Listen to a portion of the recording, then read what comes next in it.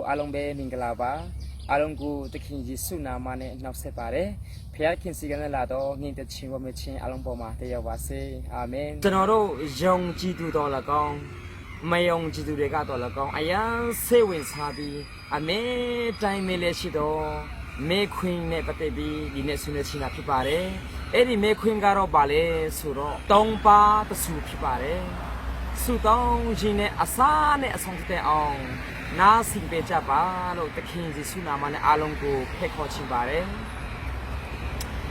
ပထမအဆုံးနေနဲ့တပါးတဆူဆိုတာပါလေတပါးတဆူဆိုတဲ့ယုံကြည်ခြင်းအရာခမဲတော်မရှိဘူးတန်ရှိတော်ဝိတော်မရှိဘူးတခင်ယေရှုပဲခမဲတော်လူပေါ်လိုက်တန်ရှိတော်ဝိတော်လူပေါ်လိုက်တားတော်ယေရှုကဲ့သို့ပေါ်လိုက်ဖြစ်ပါတယ်ကျမ်းစာကိုကြည့်မယ်ဆိုရင်ခမဲတော်ကဖယားသခင်ဖြစ်တယ်တားတော်လည်းဖယားသခင်ဖြစ်တယ်တန်ရှင်တော်ဝိညာဉ်တော်လည်းပဲဖယားသခင်ဖြစ်ပါတယ်ဒါပေမဲ့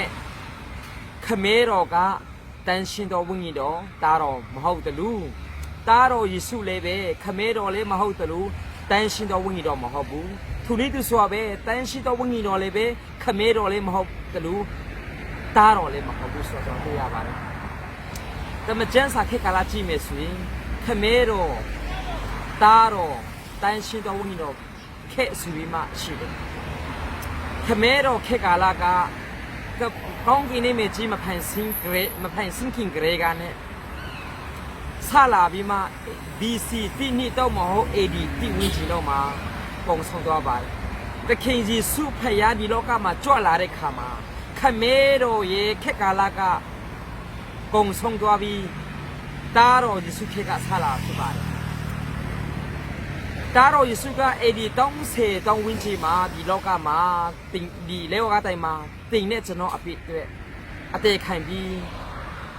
အမှုပြီးသွားပြီလို့ပြောတာဖြစ်ပါတယ်အဲ့ဒီတခင်ယေရှုတားတော်ယေရှုအဲ့ဒီ30ဝင်းချီတော့မှာအမှုပြီးသူ့ရဲ့ခက်ကုံဆုံးပြီးမှဒီခက်ဆိုရင်အသိတော်ခက်တန်ရှိတော်ဝင်းတော်ခက်တော့မဟုတ်ဂျေယူတော်ကာလာလုံလေခေါ်တာဖြစ်ပါတယ်အဲ့တော့ခက်ကာလာအရာယေရှုဖခင်ကခမဲတော်တန်ရှိတော်ဝင်းတော်မဟုတ်ပါဘူးခမဲတော်တားတော်တန်ရှိတော်ဝင်းတော်ခက်ဆိုပြီးမှတသက်ရှိတာကျွန်တော်တွေ့ရပါတယ်ရှင်ယောဟန်30လေအခန်းငယ်36ခွင်26ကိုကြည့်မယ်ဆိုရင်တားတော်ယေရှုကခမဲတော်ဖယားသခင်ကိုတန်ရှင်တော်ဝိညာဉ်တော်ပုတ်ဖို့တဲ့သူကတောင်းခိုင်းတယ်အဲ့တော့အဲ့ဒီမှာကျွန်တော်တို့ကြည့်မယ်ဆိုရင်တားတော်ယေရှုဖယားကတောင်းခိုင်းသူဖြစ်တယ်အဲ့တော့ပုပေးမဲ့သူကတော့ခမဲတော်ဖြစ်တယ်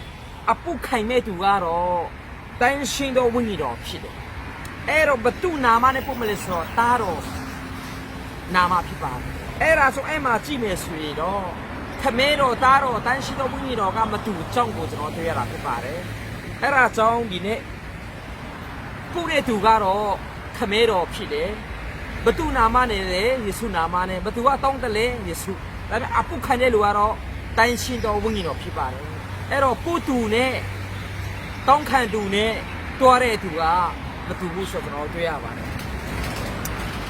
ဖယားကတပါမဟုတ်ကြောင်းကိုလေကျွန်တော်တို့ကကဘာဦးကျန်းအခန်းကြီးที่အခိုင်ငယ်ที่မှာကျွန်တော်တွေ့ရတာဖြစ်ပါတယ်ဖယားကတဆူပဲရှိတယ်ကျန်းစာရအတိုင်းမဲ့တပါမဟုတ်ပါဘူးအဲ့ဒီမှာကျွန်တော်တို့ကြည့်မယ်ဆိုရင်ဖယားကတပါထည့်များတဲ့အကြောင်းကိုကျွန်တော်တွေ့ရပါတယ်ကဘာဦးကျန်းအခန်းကြီးที่အခိုင်ငယ်ที่မှာကြည့်မယ်ဆိုရင်တော့အစာဦး၌ဖယားသခင်ကြီးကောင်းကင်နဲ့မြေကြီးကိုဖန်ဆင်းတော်မူမည်လို့ပြောတယ်အဲ့ဒီမှာဖယားသခင်ကိုဟေဘရုစကားနဲ့ကြည့်မယ်ဆိုရင်အဲ့ဒီဖယားသခင်ကဟေဘရုစကားနဲ့အီလူဟိမ်လို့ခေါ်တယ်အီလူဟိမ်ဆိုတာအများကြီးရှိပါတယ်တူးထဲမဟုတ်ဘူးအဲ့ဒါကြောင့်ကဘာဦးချအခန်းကြီးที่အခိုင်ငယ်ที่အရာအစာဦး၌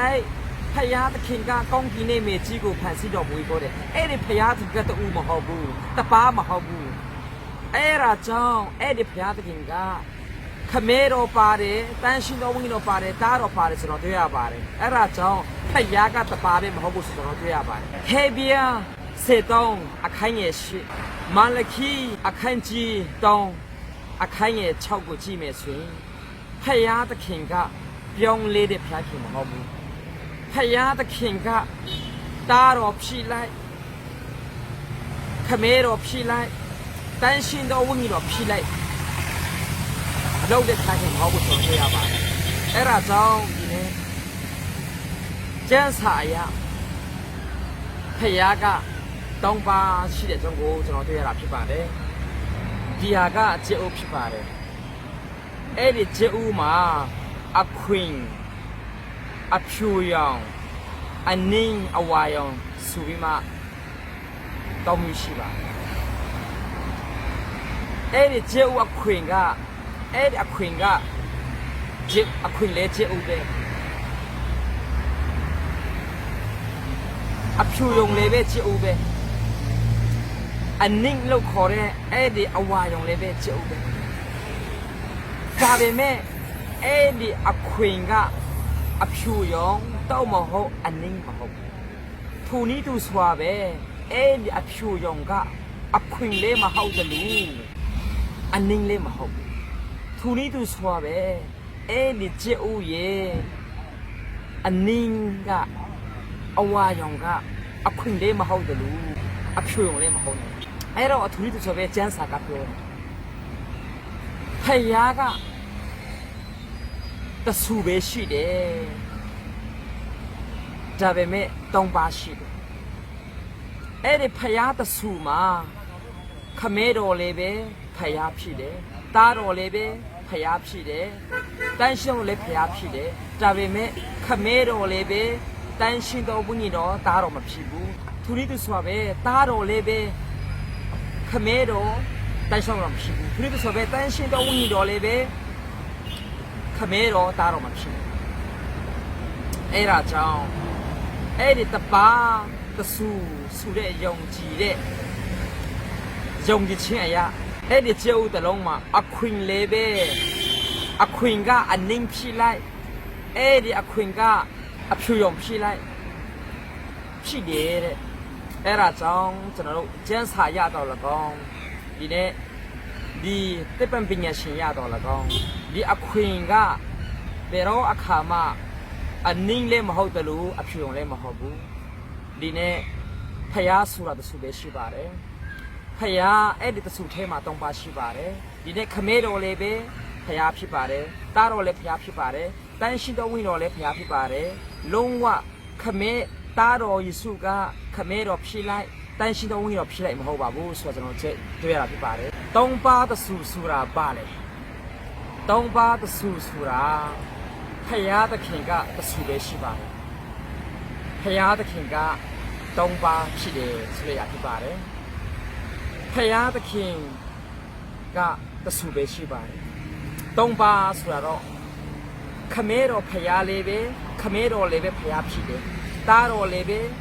ဖယားဖြစ်တယ်တန်ရှင်တော်ဝိညာဉ်တော်လေးဖယားဖြစ်တယ်ဆိုတဲ့အရာဖြစ်ပါတယ်တရားဟောရာခြင်းအခန်းကြီး6အခန်းငယ်4မှာကြည့်မယ်ဆိုတော့ဖယားသခင်ကတဆူပဲရှိတယ်လို့ကျမ်းစာကပြောတယ်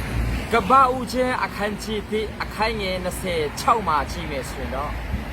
ဖယားသခင်ကတောင်းပါဖြစ်တဲ့အကြောင်းကိုတွေ့ရတာဖြစ်ပါတယ်ကပ္ပဦးချင်းအခန်းကြီး1အခန်းငယ်26မှာကြည့်မယ်ဆိုတော့လူကိုဖန်ဆင်းကြဆိုလို့ပြောတယ်လူကိုဖန်ဆင်းမယ်လို့မပြောဘူးဖန်ဆင်းကြဆိုဆိုတာအများကြီးဖြစ်ပါတယ်အဲ့ဒါကြောင့်လူကိုဖန်ဆင်းတဲ့အခါမှာဖယားတပါပဲမဟုတ်ဘူးဆိုတာတော့တွေ့ရပါတယ်အဲ့ဒီ Genesis အခန်းကြီး1အခန်းငယ်26အရာလူကိုဖန်ဆင်းကြဆိုဖန်ဆင်းကြရအောင်ဆိုတဲ့ຢာကဖယားသခင်က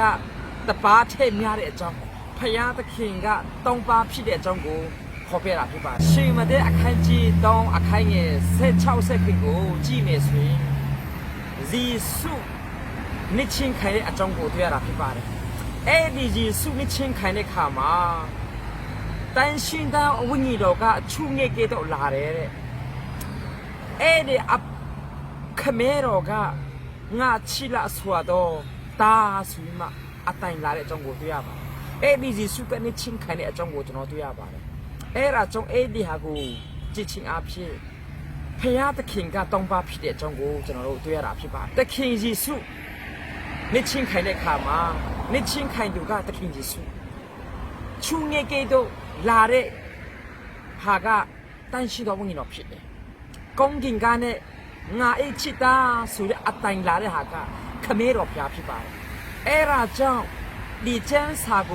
激情阿皮，培养个东巴皮中国就弄对呀啦皮吧？起码得阿看见那些是阿看眼的些股，几没水了。可没罗打罗，担心到问你罗，伊拿嘛来，把这人个背罗了过来，伊是偏过来。哎啦，讲，第呢，这看是是偏过来，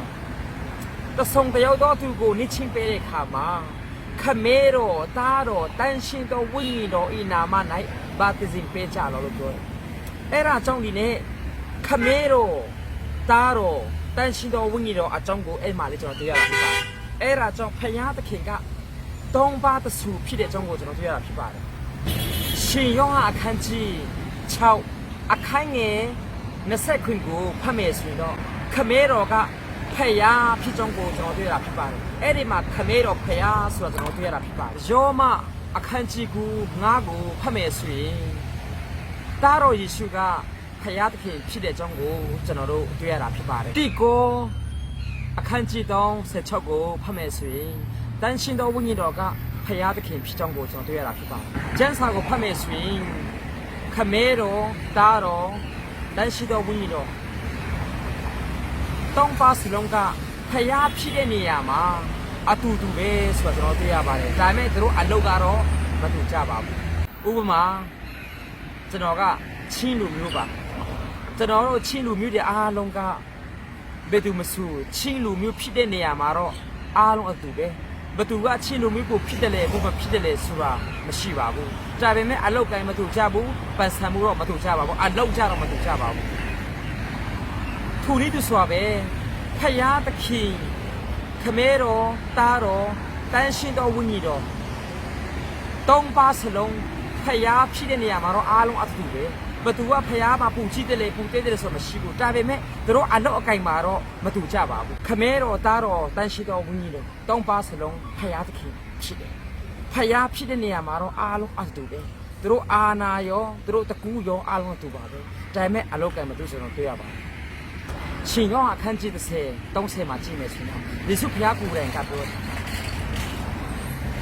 俺那看没咯哩的，得龙得我的皮的不？哎的嘛，人说培养个对呀嘛对呀，培养皮的，对呀嘛的路，来皮的路，你呢培养的皮的呢，叫啥皮吧的？你呢，俺呢培养看没道理的，得龙得瓦的皮的不？信用汉得谁嘞？那谁是个几没信用？人说培养的看个，俺看没道理，俺太几面的了不？哎的嘛，人说培养的看个。သူတို့ရဲ့ဖျားဖြစ်မှုကိုပြောတာမဟုတ်ပဲနဲ့သူတို့ရဲ့အလောက်ကန်ကိုပြောချင်တာဖြစ်ပါတယ်။ဇေဆုဖျားကငါခမဲတော်ဒီငါထက်ပူကြီးမြတ်တယ်ဆိုတာကတော့ဖျားသခင်ဇေဆုဖျားကသူကလူသားအနေနဲ့တော်လည်းကောင်းအလုံးငိုင်းလေးစားတဲ့အနေနဲ့တော်လည်းကောင်းပြောတဲ့စကားလုံးဖြစ်ပါတယ်။အဲ့ဒါကြောင့်ဒီစကားကိုချစ်ချင်းအဖြစ်ဇေဆုဖျားသခင်ကဖျားမဟုတ်တဲ့အကြောင်းကိုတိပြတာမဟုတ်ပဲနဲ့ဒီနေ့သူတို့ဖျားဖြစ်တဲ့နေရာမှာတော့တူပြီးတော့အလောက်ကင်မှာမတူကြောင်းကိုကျွန်တော်တွေ့ရတာဖြစ်ပါတယ်ရှင်ယောဟန်30လေး28ဆိုတော့ယေရှုကငါခမဲတော်ဒီငါထဲကြီးမြင့်တယ်ပြောတဲ့စကားလုံးကသူတို့ဖျားရဲ့ဖြစ်ချင်းကိုမဟုတ်ပဲနဲ့ယေရှုဖျားသခင်ကလူသားတရားမှာတရားလူသားဖြစ်တဲ့အလွယ်စွာလဲစားတဲ့နေတော့လည်းကောင်းလူသားစကားနဲ့တော့လည်းကောင်းတခြားနဲ့ပြောမယ်ဆိုရင်လုံးငန်းအရာပြောတာဖြစ်ပါတယ်သူတို့ဖျားဖြစ်တဲ့နေရာမှာခမဲတော်ကပူကြီးမြဲတယ်တန်ရှိတော်ဝင်တော့ပူပြီးသေးတယ်ကျွန်တော်ကပူပြီးတော့သေးတယ်ဆိုတဲ့ဟာမဟုတ်ပဲနဲ့ဒီနေ့တို့အလုတ်အကင်မှာဖျားသခင်ယေရှုဖျားသခင်ကပြောတာဖြစ်ပါတယ်အလုတ်အကင်မတူကြောင်း တယောက်နဲ့တယောက်လေးစားမှုရှိကြောင်းကိုဖော်ပြချင်တာဖြစ်ပါတယ်ဟေဘီယာအခန်းကြီးနေ့အခိုင်ငယ်ကူဖိလိပ္ပိအခန်းကြီးနေ့အခိုင်ငယ်9ကနေ10ကိုလိုတီအခန်းကြီး4အပိုင်းငယ်4ကနေ9ကြည့်မယ်ဆိုတော့ဇီစုဖျားသခင်ကတရားမှာတရားလူသားဖြစ်ကြောင်းလူသားအနေနဲ့လာကြောင်းကိုကျွန်တော်တွေ့ရတာဖြစ်ပါတယ်ဒီနေ့တရားမှာတရားဖျားဖြစ်ကြောင်းလေးကျွန်တော်တွေ့ရတာဖြစ်ပါတယ်ပရွက်စိတ်နဲ့မေတ္တာရဖွင့်ချင်တယ်ဆိုရင်ပရွက်စိတ်ဖြိမှတာလေကျွန်တော်တို့ကမေတ္တာရဖွင့်ရမှာဖြစ်ပါတယ်သူနည်းသူဆိုပဲတားတော်ယေရှုဒီဖျားသခင်ဖြစ်တယ်အဲ့တော့လူသားနဲ့မေတ္တာရဖွင့်နိုင်ဖို့တဲ့လူသားတင်နဲ့ကျွန်တော်ကယ်တင်ဖို့တဲ့လူသားဖြစ်လာတာဖြစ်ပါတယ်ဆိုတော့ကျွန်တော်အဲ့မှာကျွန်တော်တွေ့ရတာဖြစ်ပါတယ်ကိုလိုရှင်အခန်းကြီးနေ့အခန်းငယ်ခုကိုကြည့်မယ်ဆိုရင်တားတော်ယေရှုကတရားမှာတရားဖျားဖြစ်ကြောင်းကိုလည်းကျွန်တော်တွေ့ရတာဖြစ်ပါတယ်ရှင်ယောဟန်အခန်းကြီး14အပိုင်းငယ်16ကနေ26ထိဖတ်မယ်ဆိုရင်ခမဲတော်တားတော်တန်ရှိတော်ဝိညာဉ်တော်အလုတ်မတူကြောင်းကိုကျွန်တော်တွေ့ရတာဖြစ်ပါတယ်အဲ့ဒီမှာတားတော်ရဲ့အလုတ်ကတော့ခမဲတော်စီမှာတန်ရှိတော်ဝိညာဉ်တော်ဖူးဖူးတဲ့တောင်းဖို့ဖြစ်ပါတယ်ခမဲတော်အလုတ်ကတော့တန်ရှိတော်ဝိညာဉ်တော်ကိုတားတော်ယေရှုနာမနဲ့ပုတ်ဖူးမှာတာဝန်ရှိတယ်တန်ရှိတော်ဝိညာဉ်တော်ရဲ့အလုတ်ကတော့တားတော်ယေရှုကတောင်းခံတဲ့အတိုင်းပဲဖျားသခင်ကပို့တဲ့အတိုင်းပဲသူ့မှာတွားဖို့ရန်တာဝန်ရှိတယ်အဲ့ဒါကြောင့်ကျွန်တော်တို့တန်ရှင်တော်ဝိညာဉ်တော်သူတို့ခမဲတော်တားတော်တန်ရှင်တော်ဝိညာဉ်တော်ဖျားဖြစ်တဲ့နေရာမှာတော့သူတို့တူပြီးတော့အလုံးမှာတော့မတူတဲ့အကြောင်းကိုကျွန်တော်တွေ့ရတာဖြစ်ပါတယ်ဖျားသခင်ဒီတောင်းပါတဆူဖြစ်တဲ့အကြောင်းကိုဒီပန်တီတဲ့နဲ့ရှင်းပြချင်ပါတယ်အဲ့ဒီပန်တီမှာအခွင့်ရဲ့အသားရဲ့အစစ်ရဲ့ရှိတယ်အဲ့ဒီအခွင့်ကလေပန်တီပဲအဲ့ဒီအသားလေးပဲပန်တီပဲအစစ်လေးပဲပန်တီပဲဒါပေမဲ့အဲ့ဒီအခွင့်ကအသားမဟုတ်တယ်လို့အစစ်လေးမဟုတ်ဘူးသူနည်းသူဆိုပဲအဲ့ဒီအသားကအခွင့်လေးမဟုတ်တယ်လို့အစစ်လေးမဟုတ်ဘူးသူနည်းသူဆိုပဲအဲ့ဒီအစစ်ကအခွင့်လေးမဟုတ်တယ်လို့အသားလေးမဟုတ်ဘူးသူနည်းသူဆိုပဲဖယားသခင်ဆိုတာတဆူပဲရှိပါတယ်ခမဲတော်လေးပဲဖယားဖြစ်တယ်တားတော်ယေရှုလည်းဖယားဖြစ်တယ်တန်ရှင်တော်ဝိညာဉ်တော်လည်းဖယားဖြစ်တယ်ဒါပေမဲ့ခမဲတော်ကတားတော်မဟုတ်တယ်လို့တန်ရှင်တော်ဝိညာဉ်တော်လည်းမဟုတ်ဘူးသူနည်းသူဆိုပဲတားတော်လေးပဲခမဲတော်မဟုတ်တယ်လို့တန်ရှင်တော်ဝိညာဉ်တော်လည်းမဟုတ်ဘူးသူနည်းသူဆိုပဲတန်ရှင်တော်ဝိညာဉ်တော်လည်းပဲခမဲတော်မဟုတ်တယ်လို့တားတော်လည်းမဟုတ်ဘူးဆိုတော့ကျွန်တော်တွေ့ရတာဖြစ်ပါတယ်ဖယားသခင်ဒီတောင်းပါတဆူဖယားသခင်ဖြစ်တဲ့အကြောင်းကိုဒီရည်လေးလေးဆင်းပြချင်ပါတယ်ဒီဟာကတော့ရည်ဖြစ်ပါတယ်အဲ့ဒီရည်မှာအရည်ရှိတယ်အငွေ့ရှိတယ်အခဲရှိတယ်အရည်လေးပဲရည်ဖြစ်တယ်အငွေ့လေးပဲရည်ဖြစ်တယ်အခဲလေးပဲရည်ဖြစ်တယ်ဒါပေမဲ့အရည်ကအငွေ့မဟုတ်တယ်လို့အခဲလေးမဟုတ်ဘူးသူနည်းသူဆိုပဲအငွေ့လေးပဲအကြီးမဟုတ်တယ်လို့အခဲလေးမဟုတ်ဘူးသူနည်းသူဆိုပဲအခဲလေးပဲအငွေ့လေးမဟုတ်တယ်လို့အကြီးလေးမဟုတ်ဘူးဒါပေမဲ့အကြီးလေးပဲရည်ဖြစ်တယ်အငွေ့လေးပဲရည်ဖြစ်တယ်အခဲလေးပဲရည်ဖြစ်တယ်သူနည်းသူဆိုပဲဖယားသခင်ကတောင်းပါတဆူဖြစ်ပါတယ်ခမဲတော်လေဖယားသခင်ဖြစ်တယ်တားတော်လေဖယားသခင်ဖြစ်တယ်တန်ရှင်တော်ဝိညာဉ်တော်လေဖယားသခင်ဖြစ်တယ်ဒါပေမဲ့ခမဲတော်ကတားတော်လည်းမဟုတ်တယ်လို့တန်ရှင်တော်ဝိညာဉ်တော်လည်းမဟုတ်ဘူးတားတော်လည်းပဲသူနည်းသူဆိုပဲခမဲတော်လည်းမဟုတ်တယ်လို့တန်ရှင်တော်ဝိညာဉ်တော်မဟုတ်ဘူးသူနည်းသူဆိုပဲတန်ရှင်တော်ဝိညာဉ်တော်လည်းပဲတားတော်လည်းမဟုတ်တယ်လို့ခမဲတော်လည်းမဟုတ်ဘူးဆိုတော့ကျမ်းစာမှာတွေ့ရတာဖြစ်ပါတောင်းပါတောင်းစုဆိုတာဘာဒီပဲလဲတောင်းပါတောင်းစုဆိုတာကတော့ treatism လို့ခေါ်တယ်treatism ဆိုတာကတော့ဖယားသခင်ကတုံးစုရှိတယ် တခြားနဲ့ပြောမယ်ဆိုရင်တော့ဘုရားသခင်ကအများကြီးရှိတယ်ဆိုတဲ့အရာလေးဖြစ်ပါတယ်ကျမ်းစာမှာကြည့်မယ်ဆိုရင်တော့ဘုရားသခင်က3ပါးတဆူပဲရှိပါတယ်ဆိုတော့တွေ့ရပါတယ်ဘုရားသခင်ကတဆူပဲရှိတယ်ဆိုတော့တွေ့ရတရားဟောရာချက်အခန်းကြီး6အခိုင်ငယ်လေးကိုကြည့်မယ်ဆိုရင်ကျမ်းစာကပြောတယ်နောက်ကပတ်တော်ကပြောတယ်ဖယားရဲ့နောက်ကပတ်တော်ကပြောတယ်ဖယားသခင်ဒီတဆူဒီပဲရှိတယ်လို့ပြောတာဟေရှာယအခန်းကြီး53အပိုင်းငယ်7ကိုဖတ်မယ်ဆိုရင်ဖယားသခင်မအပဘသူမှကဲတင်ရှိမရှိဘူးဆိုတော့တွေ့ရပါဖြစ်ပါတရားဟောရာချက်အခန်းကြီးအပိုင်းငယ်35မှာကျွန်တော်မအပါအခြားသောဖယားမရှိဘူးလို့ဖယားသခင်ကပြောပါတယ်ထွေမြို့ရာကျမ်းအခန်းကြီး20အခန်းငယ်3ကိုကြည့်မယ်ဆိုရင်ကျွန်တော်မအပါတခြားဖယားကိုမကူကွယ်ရလို့ဖယားသခင်ကပြောပါတယ်ကျွန်တော်မအပါတခြားဖယားကိုမကူကွယ်ရချစ်တော်မိတ်ဆွေ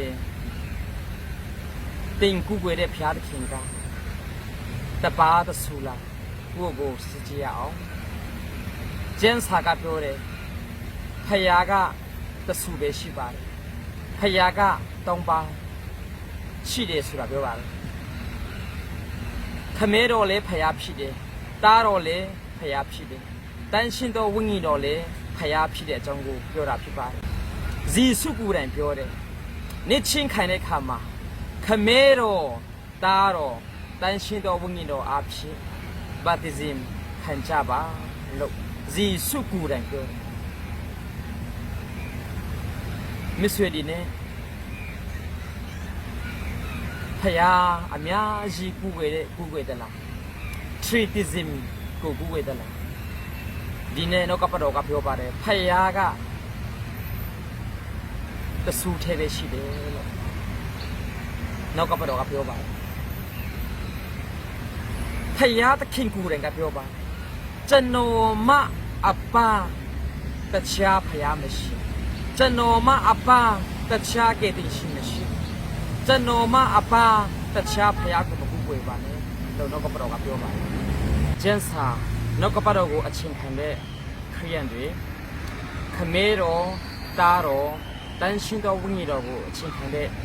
ခရိယန်တွေဆိုရင်တော့3ပါးသဆူဖယားကို